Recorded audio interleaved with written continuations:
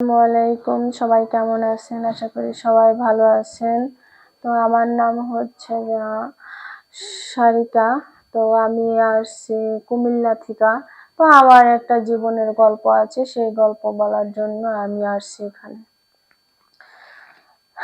আমি অনেক দূর থেকে আসছি, যে ভাইয়াদের ঠিকানাটা মনে করেন আমি খুঁজে পাইছিলাম না। একবার পেয়েছি, তারপর হারিয়ে গেছিল, আবার খুঁজে পেয়েছি। তো আপনাদের মাঝে আসলাম আমার জীবনের গল্পটা বলার জন্য।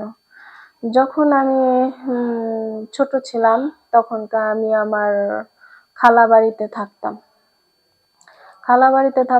থাকার পরে মানে ছোট থেকে আমি খালার ভক্ত ছিলাম। তো আমার খালাকে খুব ভালো লাগতো। লাগার পরে এখন আমার খালু ও আছে, ঠিক আছে। যে আমি যখন ঘুমাইতাম, মানে একা এক রুমে ঘুমাইতাম, তখনকার আমার খালু মানে হঠাৎ করে দেখে আমার গায়ে হাত পড়ছে। তখন আমি বললাম যে কে কে? সে বললো যে চুপ চুপ, এভাবে চুপ করে মুখ আটকে ধরে বললো যে আমি তোর খালু। আমি বললাম যে আপনি এখানে কেন? সে বলল যে চুপ কর, কোনো কথা বলিস না। তারপরে কি করবো, এখন দেখা গেছে খালু আমাকে বলল যে আমি বলতেছি যে ছাইড়া দেন আমাকে। সে বলল যে না, আমি তোকে ছাড়বো না, ঠিক আছে, আমার মনের যত চাহিদা আছে তোরে দিয়ে পূর্ণ করবো। সে আমার উপরে উঠলো। উপরে ওঠার পর আমি বললাম যে আমি কইতাছি, খালু আপনি আমারে কি করতেছেন? সে বলল যে তখনকার আমাকে বলল যে তোর কি অনেক কষ্ট হয়? আমি বললাম যে হ্যাঁ খালু, আমার অনেক কষ্ট হয়, আমাকে ছেড়ে দেন, ঠিক আছে। সে বললো যে অনেক যদি কষ্ট হয়, খালাকে, তোর খালা বাড়িতে নাই, ঠিক আছে, দেন তোর খালাকে অন্য জায়গায় পাঠিয়ে দিয়েছি। আমি বললাম যে দেখেন, খালাকে অন্য জায়গায় পাঠিয়ে আমার সাথে এসব কাজ করেছি। সে বললো কি যে তোর আমার খুব ভালো লাগে তাই কাজ করি। তারপর আমি বললাম যে আচ্ছা ঠিক আছে।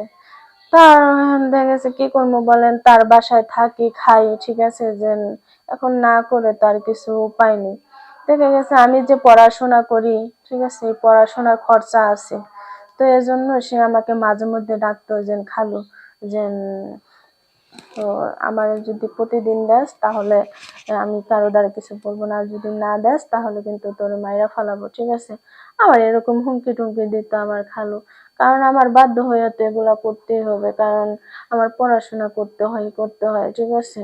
তো এই জন্য আমি বাধ্য হয়ে তারপর আমার খালুর কথা মতো চলে, আমার খালুর সাথে দেখা গেছে সব কাজ করি। কিছু করার নাই, 2 থেকে 3 বার, ঠিক আছে। যে আমার খালু আমাকে জোর করে, করার পরে তো এখন তার নিজের চাহিদা নিজে পূর্ণ করে, ঠিক আছে। আর এসব তো আমার সহ্য হয় না, কারণ আমি চাই না যে আমার খালু আমার সাথে এসব করুক, ঠিক আছে। যে আমি যদি করতাম তাহলে তো অন্য কোনো ছেলের সাথে করতে পারতাম। তো এসব যদি মনে করেন যে নিজের মেয়ে নিজের মেয়ে কি আর আরেকজনের মেয়ে কি? খালু মানে কাকে বলে? খালু হচ্ছে বাপের সমতুল্য, ঠিক আছে। এখন খালু যদি ভাগ্নি, আমি যেহেতু তার ভাগ্নি, সে যদি আমাকে ছাড় না দেয়, ঠিক আছে, তাহলে আর কি করার আছে বলে। এখন আমি চাচ্ছি যে আমার খালুর কাছ থেকে দূরে সরে যাওয়ার জন্য। এখন আমি বাধ্য হয়ে মনে করেন আমার খালুর কাছে আমি ধরা দিছি, আমার খালু আমাকে সব করে। এখন আমাকে মনে করেন সব টাকা পয়সা যা আছে সব দেয়, আবার খরচাপাতি আছে, সেই খরচাপাতিটাও আমাকে দেয়। এখন আমি সেইটা দিয়ে চলাফেরা করি। তো হঠাৎ করে আমার খালা আছে, খালা মনে করেন জেনে যাওয়ার পরে তারপর আমি মানে আমার খালাকে বললাম যে খালা দেখেন এরকম এরকম, এটাতে তো কোনো আমার দোষ নেই, আমি যখন ঘুমিয়েছিলাম খালু আমার ঘরে গিয়েছে। সে বলল যে তুই যদি তোর খালাকে কিছু বলিস তাহলে কিন্তু মেরে ফেলবো। সে আমারও হুমকি টুমকি দিয়েছে। হুমকি টুমকি দেওয়ার পরে এখন কি করব, এখন বাধ্য হয়ে আমার দেওয়া লাগছে। আমি চিৎকার দিতে গেলে আমার মুখ চেপে ধরে সে আমাকে মানে তার মনে যত চাহিদা আছে সব মিটালো। এখন আমি তো আর খালা কিছু করার নেই, এখন আমি কিভাবে করে থাকবো? এখন আমি চাচ্ছি যে আপনাদের এখান থেকে সরে যাব। খালা বললো যে আচ্ছা ঠিক আছে তুই চলে যা। তারপর আমি মনে করেন আমার খালার ওখান থেকে চলে আসছি। চলে আসার পর এখন আমি আমার নতুন করে জীবনটা সাজাইতাছি।